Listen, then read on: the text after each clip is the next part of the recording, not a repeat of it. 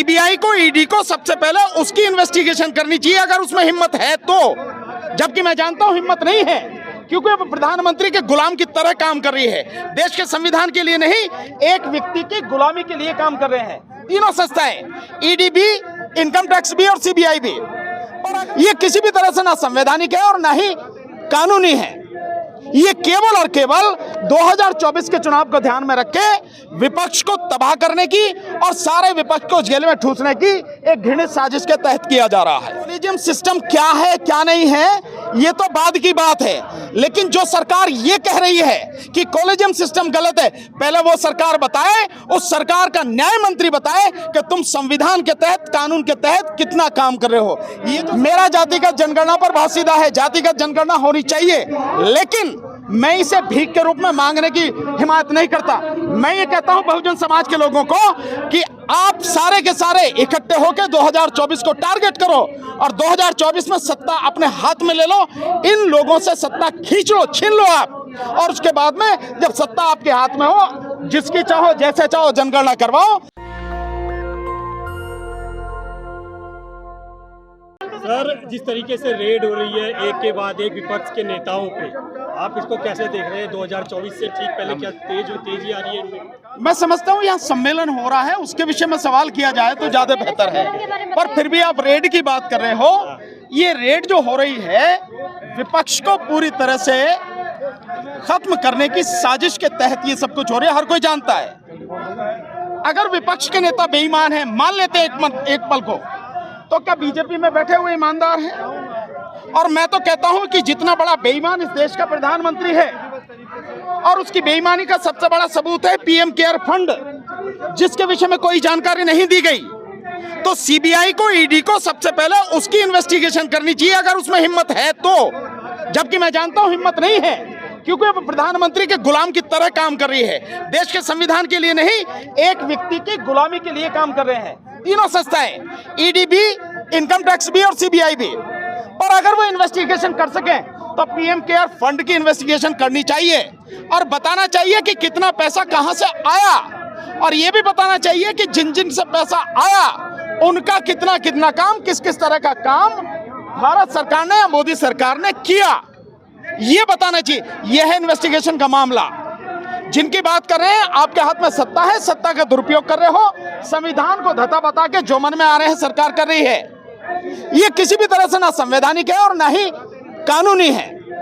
ये केवल और केवल 2024 के चुनाव को ध्यान में रख के विपक्ष को तबाह करने की और सारे विपक्ष को जेल में ठूसने की एक घृणित साजिश के तहत किया जा रहा है। सर, जब से बिहार में गठबंधन बना है तब से और डर लग रहा है क्या सरकार? निश्चित रूप से भाई, प्रधानमंत्री इस देश का बहुत बुरी तरह से डरा हुआ इंसान है। अगर वो बहादुर होता, डरा हुआ नहीं होता, तो 9 साल में कम से कम एक प्रेस कॉन्फ्रेंस की होती, नहीं की। यहां तक कि पार्लियामेंट की प्रोसीडिंग्स में से वो शब्द भी हटवा दिए गए जिन शब्दों से कहीं भी लगता था कि इस सबसे आने वाले समय में जब लोग इतिहास देखेंगे, पढ़ेंगे पार्लियामेंट की प्रोसीडिंग्स को, तो सरकार की जिस तरह से भद्दपिटी है और सरकार के कुकर्मों का जो चिट्ठा है उसमें जो वहां पर बहस हुई है वो सब कुछ सामने आ जाएगा। तो न केवल वो शब्द हटाए गए, बल्कि अब तो स्थिति ये हो गई कि पूरी की पूरी जो सवाल पूछे जा रहे हैं वो पूरा ही हटा दिया जाता है पार्लियामेंट की प्रोसीडिंग से, चाहे लोकसभा की से हो और चाहे राज्यसभा की से। तो जब इतना डरा हुआ प्रधानमंत्री हो और कहीं सच बाहर ना आ जाए, उसको पूरी तरह से रोकने की कार्रवाई की जा रही हो, इसीलिए मीडिया को पूरी तरह से गुलाम बनाया गया, जिसे गोदी मीडिया कहते हैं, जो तलवे चाटता है प्रधानमंत्री के। तो इस हालत में जो काम किया जा रहा है वो केवल विपक्ष को खत्म करने का काम किया जा रहा है। सर, कानून मंत्री कह रहे हैं कि कॉलेजियम सिस्टम गलत है, लेकिन कोई कार्रवाई नहीं कर रहे हैं, तो इस पर आप क्या कहेंगे? देखिए, कॉलेजियम सिस्टम क्या है क्या नहीं है ये तो बाद की बात है, लेकिन जो सरकार ये कह रही है कि कॉलेजियम सिस्टम गलत है, पहले वो सरकार बताए, उस सरकार का न्याय मंत्री बताए कि तुम संविधान के तहत, कानून के तहत कितना काम कर रहे हो। ये जो सारी कार्रवाई हो रही है, बीजेपी में एक से बड़ा एक भ्रष्ट नेता बैठा है, उनके खिलाफ रेड क्यों नहीं डालने? जो भी नेता किसी और पार्टियों में भ्रष्ट हैं वो सारे जैसे बीजेपी में शामिल हो जाते हैं, उनके सारे केस बंद हो जाते हैं, उनके खिलाफ इन्वेस्टिगेशन बंद हो जाती है, उनकी गिरफ्तारी रुक जाती है। ये क्या है? इससे साफ जाहिर है कि बीजेपी एक ऐसी पार्टी बन गई है जिसमें भ्रष्ट लोगों का जमावड़ा है और देश का भ्रष्ट प्रधानमंत्री अपने उन भ्रष्ट सारे नेताओं को बचाने के लिए विपक्ष को टारगेट करके उसे खत्म करने की उसके खिलाफ कार्रवाई करता है। सर, जातिगत जनगणना पे क्या कहें? जातिगत जनगणना, मेरा जातिगत जनगणना पर बहुत सीधा है, जातिगत जनगणना होनी चाहिए, लेकिन मैं इसे भीख के रूप में मांगने की हिमायत नहीं करता। मैं ये कहता हूं बहुजन समाज के लोगों को कि आप सारे के सारे इकट्ठे होकर 2024 को टारगेट करो और 2024 में सत्ता अपने हाथ में ले लो, इन लोगों से सत्ता खींच लो, छीन लो आप, और उसके बाद में जब सत्ता आपके हाथ में हो, जिसकी चाहो जैसे चाहो जनगणना करवाओ, जो चाहो काम करो। लेकिन सर, जो भी सरकार बनेगी तो कांग्रेस तो उसमें सबसे बड़ा घटक होगी। इससे क्या दिक्कत हो रही है किसी को?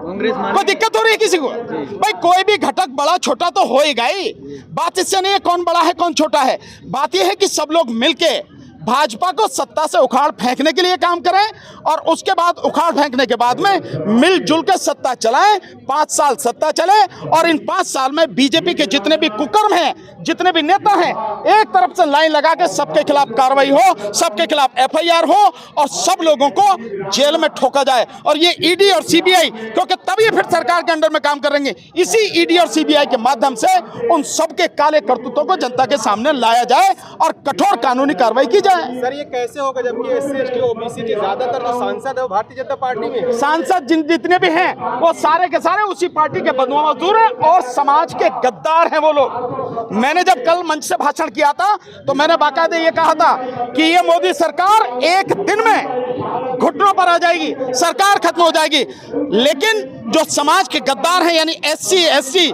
और OBC के जो लोग हैं, ये जितने भी सांसद हैं, इन्होंने उसको बचा कर रखा है। ये सारे के सारे अगर रिजाइन कर दें, ये सरकार के खिलाफ अविश्वास प्रस्ताव लाएं, ये सरकार एक दिन में साफ हो जाएगी। मोदी की कोई ताकत नहीं है, लेकिन जब ये खुद ही गुलामी कर रहे हैं और समाज के हित को छोड़कर केवल अपने स्वार्थ के लिए बैठे हुए हैं और अपने समाज के लिए, अपने स्वार्थ के लिए काम कर रहे हैं, इस हालात में ही ये सरकार चल पा रही है। ये वही लोग हैं सारे के सारे जिन्होंने आर्थिक आधार पर जो पूरी तरह से गैर संवैधानिक था, जो कानून बना आरक्षण देने का, उसमें आरक्षण के जो कानून के पक्ष में इन्होंने वोट दिया। तो समाज के गद्दार तो ये हैं। और मैंने इसलिए समाज से अपील करी थी कि पहले किसी और पे उंगली उठाने से पहले ये समाज के जो गद्दार MP बैठे हैं, MLA बैठे हैं, पहले इनका इलाज करो। इनका इलाज करना जरूरी है। 2024 में आने वाले विधानसभा चुनाव जहां जहां भी हैं, एक भी इनमें से जीतने नहीं पाए, किसी भी हालत में संसद में और विधानसभा में पहुंचने नहीं पाना चाहिए। पलट के तेरे सर, मध्य प्रदेश में पलटती थी सरकार, महाराष्ट्र में पड़े तो फिर फायदा क्या होता है? फायदा? इसमें फायदा देख रहे हो आपके? फायदा क्या होता?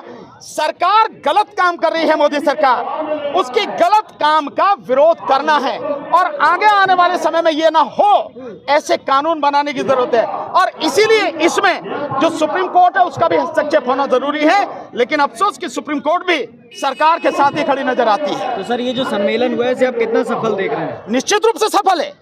इस सम्मेलन के माध्यम से आवाज, बहुजन समाज की आवाज करोड़ों लोगों तक पहुंची है, पूरे देश में नहीं दुनिया में पहुंची है। और उसके लिए धन्यवाद आप सारे के सारे जो मीडिया के साथी हैं, सोशल मीडिया के साथी, क्योंकि इस आवाज को करोड़ों लोगों तक पहुंचाने की जो सबसे बड़ा काम किया है, जो कर रहे हैं, वो आप लोग कर रहे हैं। तो सम्मेलन पूरी तरह से सफल है। इस सम्मेलन में जितने भी भिन्न भिन्न संगठनों के लोग आए हैं, आज कम से कम इतने संगठनों के लोग एक मंच पर आए तो सही, इकट्ठे तो हुए, समाज की समस्याओं को लेकर, बहुजन समाज के दर्द को लेकर, उसकी परेशानियों को लेकर, उसकी कमियों और कमजोरियों को दूर करने के लिए एक मंच पर आए। इससे बड़ी सफलता और क्या होगी? आप सब लोग भी तो कहते हैं कि सारे लोग इकट्ठे नहीं हो रहे, तो अगर इतने समाज के संगठन के जो लोग हैं वो इकट्ठे हो रहे हैं, इससे बेहतर कौन सी बात होगी? क्या लग रहा है कि EVM के बिना चुनाव हो पाएगा? EVM, देखिए, हमारी पूरी कोशिश है कि EVM को हटाने के लिए जन आंदोलन हम खड़ा करें। लगातार हम प्रयास कर रहे हैं और इस प्रयास में एक बड़ी आप सफलता मानिए कि इस सम्मेलन में, न्याय अधिकार महासम्मेलन में, EVM को भी एक विषय के रूप में, एक मुद्दे के रूप में शामिल किया गया है। अब से पहले तो ऐसी चीजें होती नहीं थी, लेकिन हम लोगों के लगातार प्रयास से कम आप मंच से भी ये आवाज उठने लगी है। हालांकि मैं जब किसान आंदोलन में था, मैंने पहले ही दिन कहा था किसान आंदोलन में EVM को भी इसमें शामिल कीजिए। उस समय उन्होंने कहा कि बात आपकी सही है, लेकिन अगर हम इसको शामिल करेंगे तो लोग फिर कहेंगे कि भाई राजनीति कर रहे हैं। तो इसलिए हमने जादू की बात नहीं की, लेकिन आते आते किसान आंदोलन के अंत आते आते सब लोग कहने लगे कि आपकी बात बिल्कुल सही है, हम लोगों को ईवीएम के खिलाफ ही लड़ना चाहिए। तो लोगों में ये बात समझ में आ रही है, इससे बड़ी और जीत क्या होगी। आप वकील हैं, आप खुद सुप्रीम कोर्ट जा रहे हैं, इसमें कोई मीडिया कर्मी नहीं है, टीवी वाला, अखबार वाला, कोई भी कॉल करने नहीं है इस पूरा प्रोग्राम। सर मैं ये कहना चाह रहा हूँ, आप एक वकील है सर, आप सुप्रीम कोर्ट में याचिका क्यों नहीं दाखिल कर रहे? याचिका सुप्रीम कोर्ट में बहुत फाइल की गई है, लेकिन ईवीएम के विषय में याचिका सारी खारिज कर दी गई है। इसलिए अब जो याचिका हम फाइल करेंगे, हम याचिका के रूप में नहीं करेंगे, हम उसको रिप्रेजेंटेशन के रूप में देंगे। और इसलिए हम हस्ताक्षर अभियान चला रहे हैं और देश के लोगों से जहां तक भी आवाज पहुंच रही है, मैं उनसे निवेदन कर रहा हूं, इस ईवीएम के विरुद्ध हस्ताक्षर अभियान में हमारा साथ दें। हम ये मानकर चल रहे हैं, ये कैलकुलेशन है हमारी कि देश में 90 करोड़ मतदाता हैं और लगभग 60% के आसपास प्लस माइनस 5% ये वोट पड़ते हैं, मतलब लगभग 60 करोड़ वोट पड़ते हैं। उन 60 करोड़ वोटों में से अगर 30 करोड़ के लगभग 25 से 30 करोड़ लोग जो मतदाता हैं वो हमारे हस्ताक्षर अभियान में शामिल होकर हस्ताक्षर करके हमें दें, तो उसको लेकर हम एक रिप्रेजेंटेशन सुप्रीम कोर्ट के सामने करें और एक राष्ट्रीय स्तर पर वकीलों का, बहुजन समाज के वकीलों का हम एक संगठन खड़ा कर रहे हैं और ये मानते हैं कि जब हम वो रिप्रेजेंटेशन लेके जाएं, वो सारे सिग्नेचर हम लेके जाएं, उस समय वकीलों का जो पूरा हमारा समूह है राष्ट्रीय स्तर पर, वो सामने सुप्रीम कोर्ट के खड़ा हो और तब ये बात रखी जाए कि इस ईवीएम को हटाया जाए। और ये कह के कि ईवीएम को जो सुप्रीम कोर्ट के जज हैं वो भी नहीं जानते कि ईवीएम कैसे काम करती है, हाई कोर्ट के जजेस नहीं जानते, IAS IPS नहीं जानते और डिस्ट्रिक्ट कोर्ट के जजेस नहीं जानते, प्रोफेसर्स नहीं जानते, वकील नहीं जानते, डॉक्टर नहीं जानते, इंजीनियर एक्सेप्ट सॉफ्टवेयर इंजीनियर वो सब नहीं जानते और देश के पढ़े लिखे लोग PhD सब नहीं जानते कि ईवीएम कैसे काम करती है, बावजूद उसके ईवीएम चलाई जा रही है। इसलिए हमें विश्वास है कि हमारा जो लॉजिक है, जो हमारे तर्क हैं और जो सबूत है, वो सुप्रीम कोर्ट को कन्विंस करेंगे और सुप्रीम कोर्ट के माध्यम से ईवीएम हट पाएंगे। लेकिन तरीका हमारा दूसरा है। सपा बसपा है, RJD है, वो भाई ये तो बात आप उनसे पूछो यार, मेरे से मेरी बात पूछो ना कि वो क्यों खामोश है, मैं क्या बताऊंगा। मेरी बात पूछो कि मैं तो लड़ रहा हूँ ना संघ में, मैं तो संघर्ष कर रहा हूँ, मेरा काम संघर्ष करना, लोगों को जगाना है, मैं लगातार काम कर रहा हूँ। भाजपा के पास CPI है, ED है, हिंदू मुस्लिम भी भाजपा का एक बहुत बड़ा मामला चलता है, कैसे? हमारे पास संविधान है, हमारे पास संविधान है और उसी संविधान की शपथ लेकर देश का प्रधानमंत्री बना है। हमारे पास संविधान है जो देश के लोगों के अधिकारों की रक्षा करता है। हमारे पास संविधान है जिसने इस देश को लोकतंत्र दिया है। हमारे पास संविधान है जिसके तहत प्रधानमंत्री से लेकर सारे लोग उसके तहत आते हैं। तो हम संविधान की ताकत को लेकर और उस संविधान के अनुसार लोगों को जोड़कर संविधान बचाने के लिए, लोकतंत्र बचाने के लिए, ईवीएम को हटाने की और बीजेपी को सत्ता से उखाड़ने के लिए काम कर रहे हैं।